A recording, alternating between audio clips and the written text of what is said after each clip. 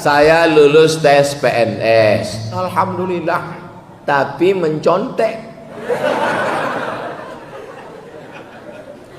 Apakah status PNS saya Pak Ustadz? Apakah gaji saya halal? Kadang banyak jamaah kau sebenarnya nyolah tahu, cuma ingin menawa-nawa. Kira-kira Ustadz kok bisa nggak ada turun sekitar?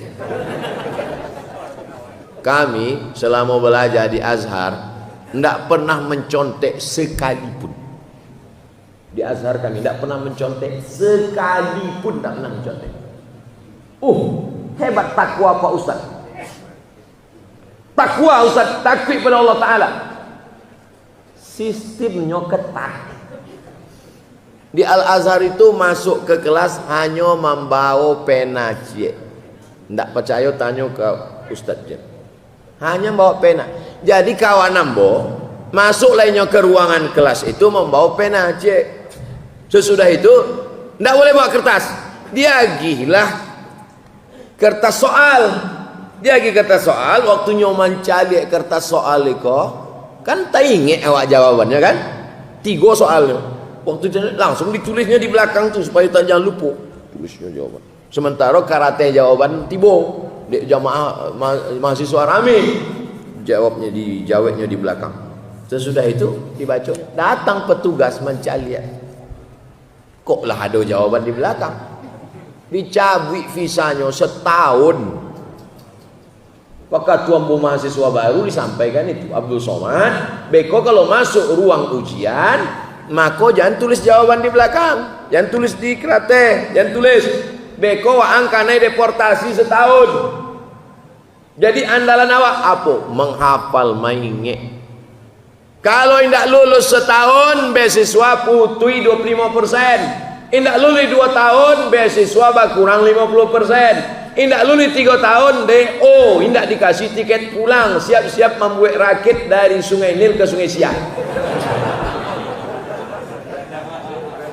Jadi kami dididik untuk tidak mencontek. Al-Azhar, Quranan kami baca di Bukit Tinggi di Pekanbaru sama dengan Quran yang ada di Azhar.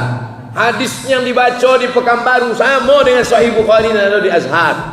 Apa bedanya? Sistem merubah perilaku orang.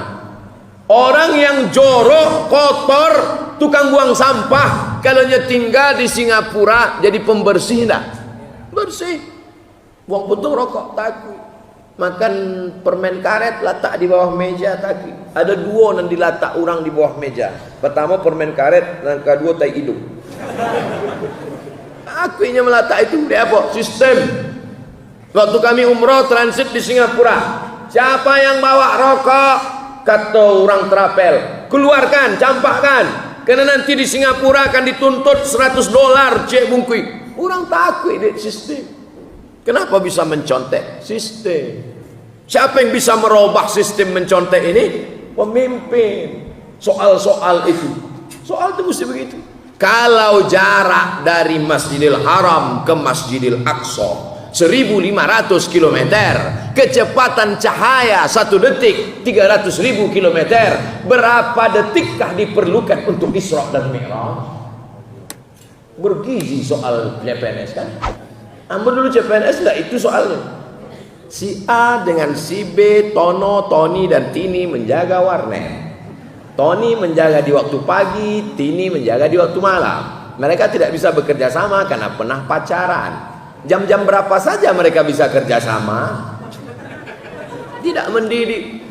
Ambo Ustaz tidak bisa merubah itu. Tapi kalau ambo jadi pemimpin, soalnya bisa dirubah, sistemnya bisa dirubah. Nah sekarang sudah kadung lulus gara-gara mencontek ini. Bagaimana hukumnya nih Pak Ustaz? Ambo ingin menjawabnya tidak sampai diam. Tapi mesti yang mau katakan, mesti yang mau jawab. La'ana Rasulullah sallallahu alaihi wasallam ar-rashi wal murtashi. Orang yang menyogok, orang yang menerima sogok, dilaknat Rasulullah sallallahu alaihi wasallam.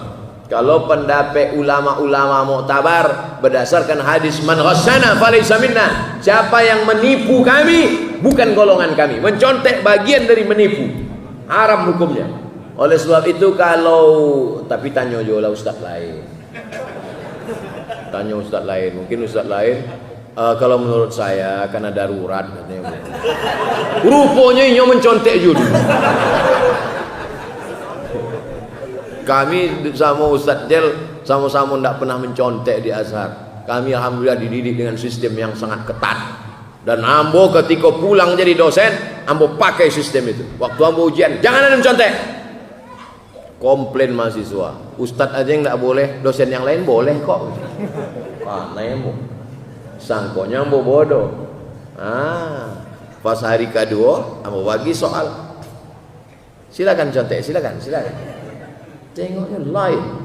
Ambo buat soalnya beda saja. Silakan contek, cari lah. Lain Pak, iyalah. Jadi bisa awak buat sistem. Itu jawaban tentang itu. Tidak ada tawar menawar. Kondisi sekarang dalam situasi panas, enggak rasanya. Ampun, enggak ada tuh rasa panas. Apa yang harus kita siapkan sebagai generasi muda?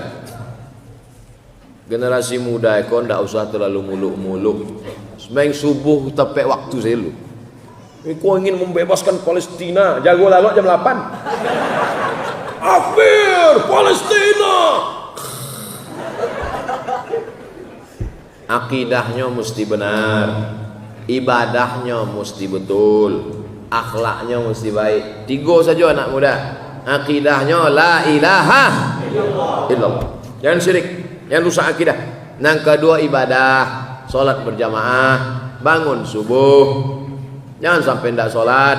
Yang ketiga akhlak, tidak ada guna ilmu banyak tidak berakhlakul karimah. Al adab fauqal ilmi, akhlak di atas ilmu. Dulu saya sering berbuat dosa dan meninggalkan sholat. Alhamdulillah setelah mendengar kajian-kajian Ustadz, saya sudah bertaubat. Tapi godaan semakin besar. Sekali-kali saya khilaf dan melakukan dosa. Apa itu tanda dosa saya belum diterima, doa saya belum diterima Allah Pak Ustadz? Nyon tak jaleh tak dosa apa. Ambo kalau pertanyaannya jaleh, ambo jawab jaleh. Kalau ndak jale, yang mau jawab indak jale. Jadi kalau dosanya misalnya sabu-sabu, itu bisa mau daftarkan ke BNN insyaallah. Coba jalekan dosanya apa? Dosa ambo menipu orang buya, bisa mau jalekan. Dosa ambo pacaran, nikah, ndak ada solusi. Tapi kalau dia umum, maka berusaha melepaskan diri dari dosa. Dosa anak muda ini tidak banyak. Pacaran, narkoba, pergaulan bebas, itu saja, lepaskan. Komunitas ini sangat penting, pergaulan sangat penting. Kalau ada orang mengatakan jangan pilih-pilih kawan, wajib pilih-pilih kawan. Karena kawan itu besar pengaruhnya. Yang sudah membuat komunitas-komunitas anak muda ini istiqomah. Hijrah, istiqomah, husnul khatimah. Sepaket itu. Hijrah, sesudah hijrah, istiqomah, habis itu husnul khatimah. Itu yang dapat ambo sampaikan malam ini. Tentu selama 70 menit ini banyak tutur kata menyinggung perasaan tak berkenan di hati. Ambo minta maaf kepada jamaah, minta ampun kepada Allah. Awak masih ada pertemuan 3 hari lagi. Besok hari Senin sampai Selasa subuh ambo di Bukit Tinggi dan sekitarnya. Selasa siang baru ambo bertolak menuju Palembang. Mudah-mudahan kita bisa terus mengaji insyaallah. Amin.